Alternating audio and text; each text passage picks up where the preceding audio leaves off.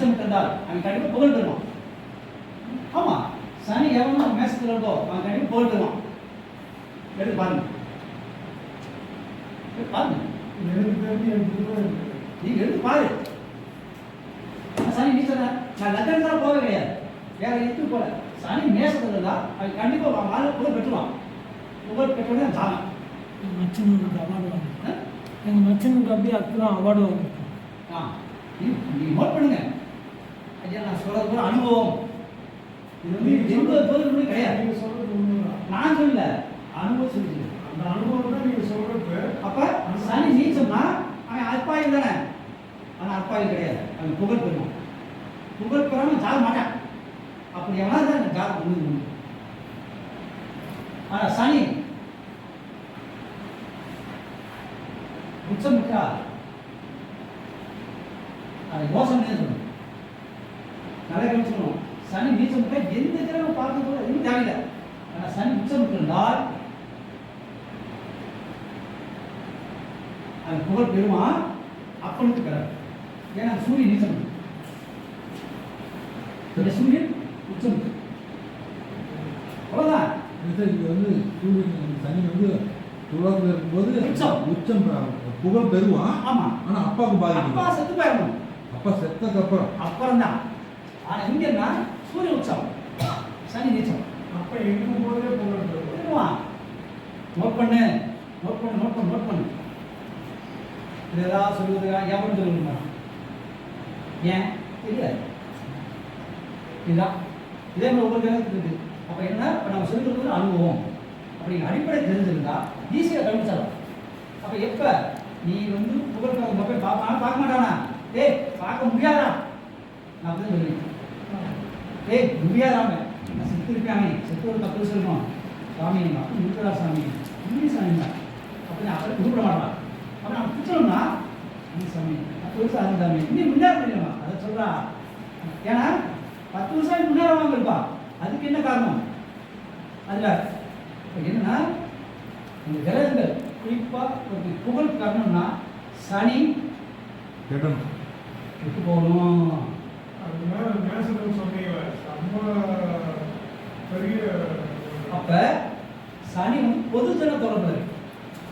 அதான் வந்து ஒரு விஷயம். அப்போ பொதுஜன தொடர்பு இருக்கு. சனி பொது இந்த 12 ராசி நமக்கு சிறப்பான பலன்கள். இது வரைக்கும் நீங்கள் கேள்விப்பட்டிருக்க மாட்டீங்க, இனிமேல் கேள்விப்பட்டீங்க.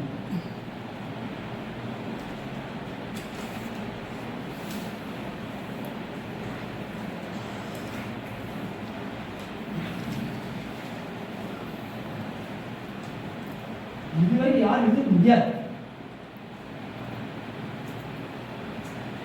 எல்லாருக்கும் 2 கொடுத்தாங்களா? சூரியன் சாருக்கு 1 எடுத்துக்கிட்டாங்களா? சூரியன் அப்பா, சந்திரன் அம்மா. ஓகேவா?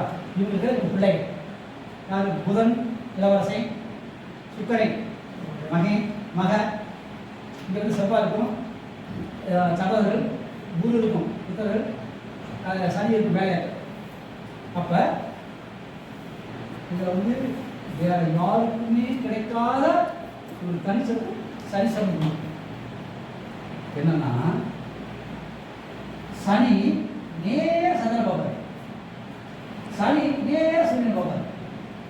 அப்பா அம்மாவை கும்பரவே முன்னேறுவாங்கிறது அர்த்தம். உதாரணம் எம்ஜிஆர், சிவாஜி, கருணாநிதி, ஜெயலலிதா, இவங்க எல்லாம் சமாதி கும்பிட்டாங்க.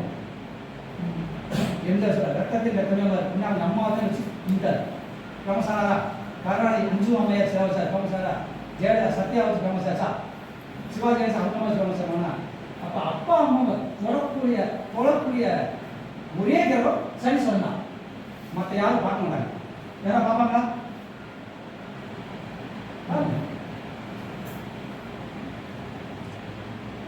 இதுதான் சனி.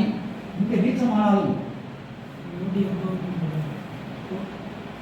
இவங்களுடைய அறிவு இருக்கு சரி சார். அப்ப சூரியன் இங்க உச்சமாகிறாரா, சனி நீச்சமாகிறாரா, கவனம் சாமம். சூரியன் நீச்சமாகிறாரா, சனி உச்சமாக கவனம் சாமம்.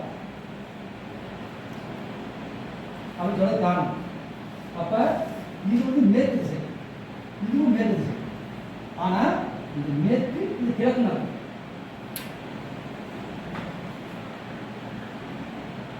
ஒரு வீடு வந்து கிழக்கு மேற்கு வாசல் கழிவுச்சுங்க, அந்த வீட்டில் வந்து தெய்வ சக்தி கண்டிப்பாக இருக்கும்.